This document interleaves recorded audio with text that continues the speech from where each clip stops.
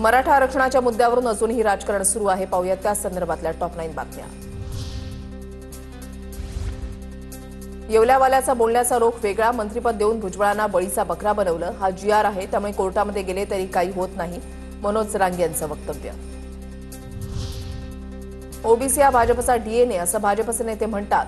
मग ओबीसी आरक्षणाला धक्का लावायचा की नाही हे भाजपनंच ठरवावं, मंत्री छगन भुजबळांकडून स्पष्ट।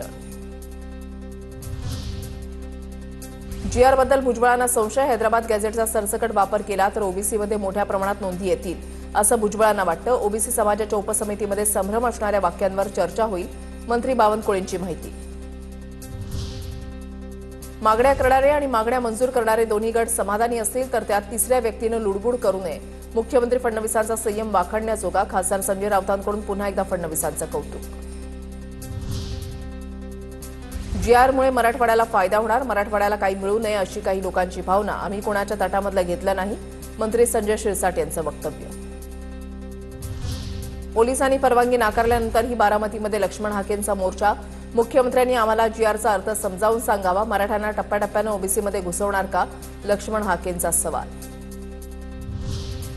लक्ष्मण हाकेंनी पुन्हा एकदा चांगला अभ्यास करावा, नेत्यांच्या भूमिकेनं समाजाची दिशाभूल होऊ नये, ओबीसी नेते बबनराव तायवाडे यांची प्रतिक्रिया।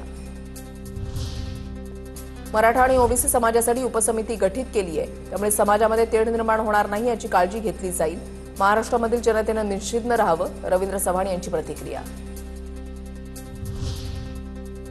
जीआरमध्ये 1921 आणि 1931च्या हैदराबाद गॅझेटचा उल्लेख, 1881 आणि 1901च्या हैदराबाद गॅझेटचाही उल्लेख करण्यात यावा।